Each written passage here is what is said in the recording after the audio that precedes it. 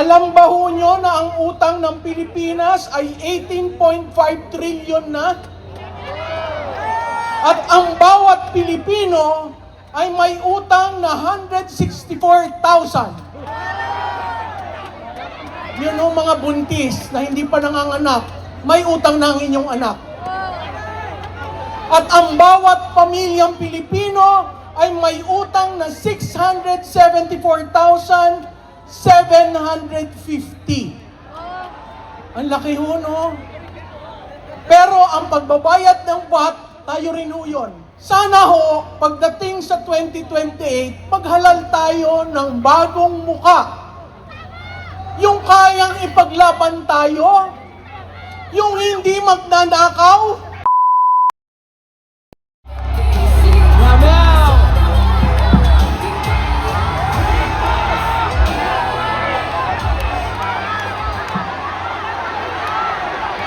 Gameow! Good evening everyone! Wala tayo ngayon sa Crocodile Farm pero naalala pa rin natin sila tuwing nagbabayad tayo ng tax. Bagsak na ang ekonomiya ngayon, tataas na ulit ang gas next week at puro krimen na at natutok pa rin sila sa impeachment. Alam natin na walang pag-asang bansa natin ngayon sa gantong klaseng pamumuno. Puro magnanakaw na sa Kongreso, sa Senado, at sa Malacanang. May mananalo pa ba sa 2028 sa mga buhaya ngayon? Happy lang sila, nakaw lang sila. Pero sa 2028, babawian natin sila. For the bright future of our beloved nation, lalaban tayo. God bless everyone. Have a great night. Meow meow!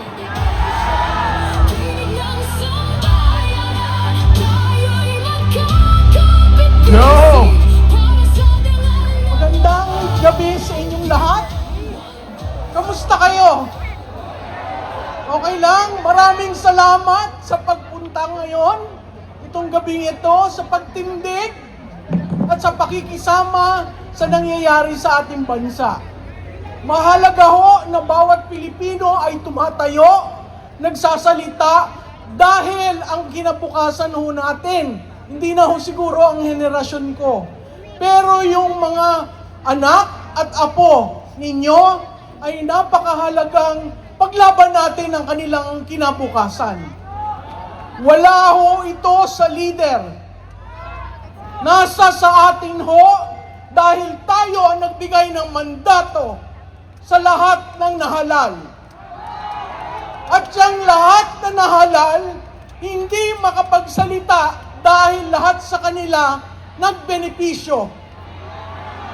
Ang hindi lamang nagbebenepisyo, tayong mga Pilipino. Kaya napakalaki ho ng pasasalamat namin, lalo na ng mga organizers, na kayo ay pumunta dito, na tayo'y nagkita-kita at tayo ay naihiyain natin ang ating kalooban. Alam ba ho nyo na ang utang ng Pilipinas ay 18.5 trillion na? At ang bawat Pilipino ay may utang na 164,000. Yun ang mga buntis na hindi pa nanganganak, may utang na ang inyong anak. At ang bawat pamilyang Pilipino ay may utang na 674,750. Ang laki ho, no? Pero ang pagbabayad ng VAT, tayo rin ho yun. Tama ho? Pag tayo ay bumili, may VAT. Pag tayo ay nagbayad ng elektrisidad, may VAT. Pag tayo ay online, gusto na rin nilang ilagyan ng VAT.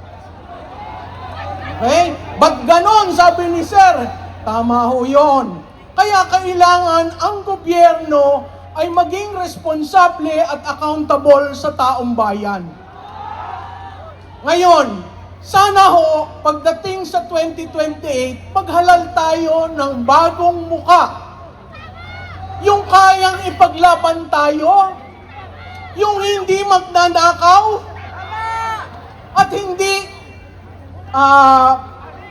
magkukubli sa responsibilidad nila na magkaroon ng maayos na flood control dito sa ating bayan. So, hindi na ho ako magpapakahaba, labanan po natin ang korupsyon. Wag naman yan, sir. Baka lahat tayo mahuli, no? Sa bagay, hindi nila kaya ilagay lahat ng taong ito sa kulungan, no? No? So, patuloy po natin paglaban. Alam ko po na napakahirap. Alam ko po na marami na sa kasamahan namin ang nakulong. Pero ngayong gabi, sabi ko kay Cathy, sige na nga, magsasalita ako. Ayoko akong umakyat sa entablado dahil hindi naman ho ako politika at hindi naman ako tumatakbo. Pero kung ang rason sa pag-akyat ko sa entablado ay dahil sa pagmamahal ng ating bansa, aakyat po ako. Dahil yan na rin po ang sinusukli ko sa inyong pagpunta dito, sa inyong pagtayo, at sa inyong pagbigkas ng unang inyong gustong sabihin sa ating gobyerno. Wag ho muna sugod, no? Sa July 27 ho, magkakaroon ng State of the Nation Address. Panglima. Naalala nyo ang sinabi niya, mahiya naman kayo. Isang taon na ho, hindi ho nahihiya ang ating nahalal. So, ano ang ating mensahe? Mahiya kayo. Mahiya kayo. Mahiya kayo. Marami pong salamat sa inyong lahat at mahalin natin ang Pilipinas. Ang Isla ng Mindanao! Mabuhay ang Luzon! May buhay pa kayang Luzon? Mabuhay! Napakabuhay! Ang bansa kung tayo'y nagkakaisa kasama ang Isla ng Visayas!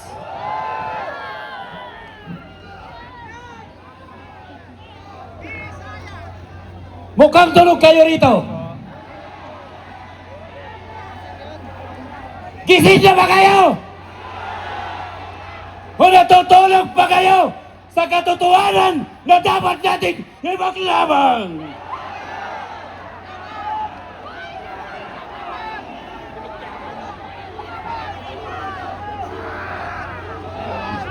Inaamin ko, isa rin akong genuine na Ilocano. Inaamin ko na ako'y tubong lumalaban sa pagbabago ng sistema ng gobyerno. Pero mukhang hindi pa kayo handa, mga kapatid.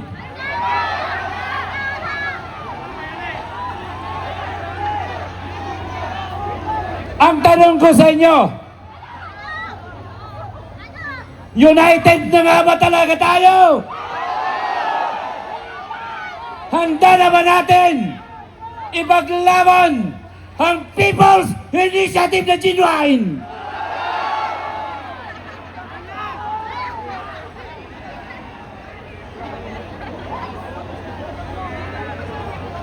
Pag-usapan natin kung paano natin gibain ang mga itinago nilang maleta. Are you ready?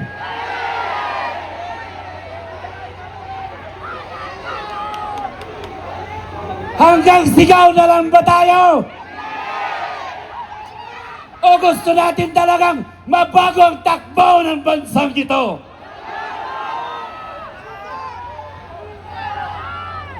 Nag-aanday pa ba tayo ng ibang bayani ng bansa samantalang kayo ang mga bayani ng bansa ito?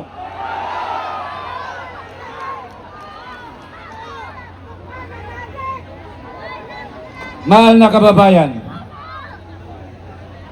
Hindi pa ba tayo pagod sumisigaw? Ayaw ba natin tapusin ang paghihirap ng bawat Pilipino?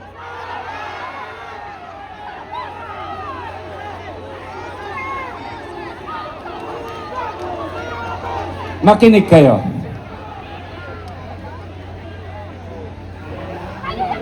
Do we want to troubleshoot the problem of this country? Do we want to stop now and let us start a brand new solution? Pinag-uusapan natin lagi ang problema ng ating bansa. But finally, when Professor Ray Valeros declared that we should start talking the solution of every problem of this country. But how? How are we going to start? Are we just keep talking and talking and talking without nonsense? Or we want to start the solution? But first, we must troubleshoot the problem that goes by these crocodiles in this country.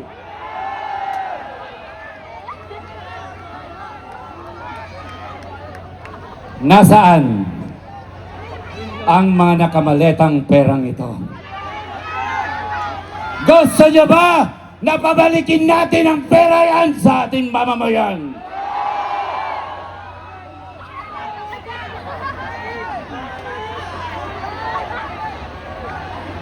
Ngayon,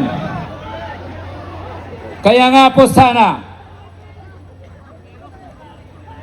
lamang po,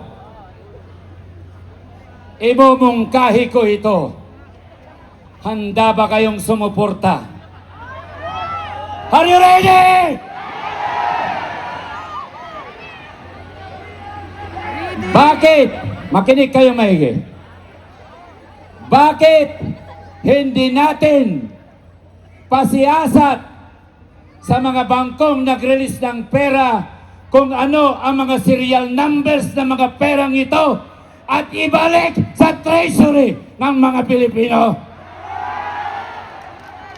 Do you believe me? Kailangan natin malaman ang mga serial numbers ng mga perang ito mula sa Central Bank, mula sa Land Bank, mula sa mga bangkong nag-release ng perang ito.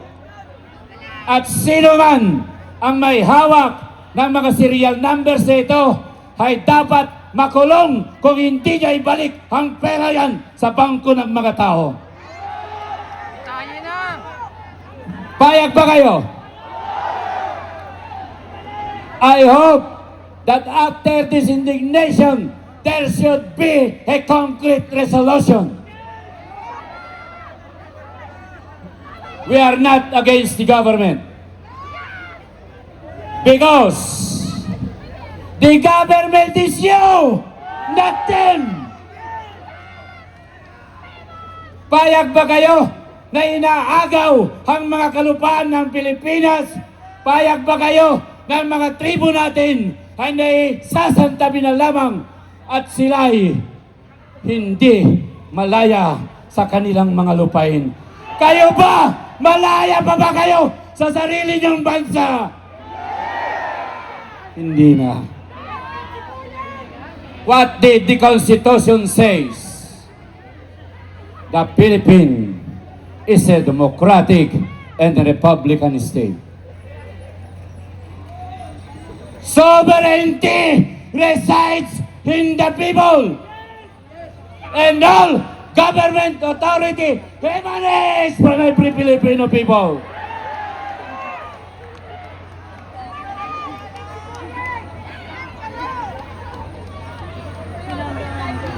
Civilian authority is the most powerful mandate of the Constitution, not the administration.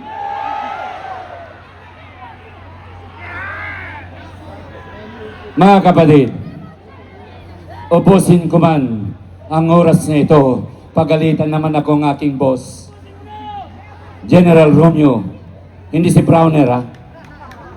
General Romeo Pokis, saludo ako sa inyo, sir. Navy Captain, Professor, Customary Lawyer, Professor Ray Valeros. Mabuhay ang bansang Pilipinas! Mabuhay ang bawat mamamayan Pilipino! Mabuhay ang mga buhay at hindi patayin na mamamayan! Maraming salamat po.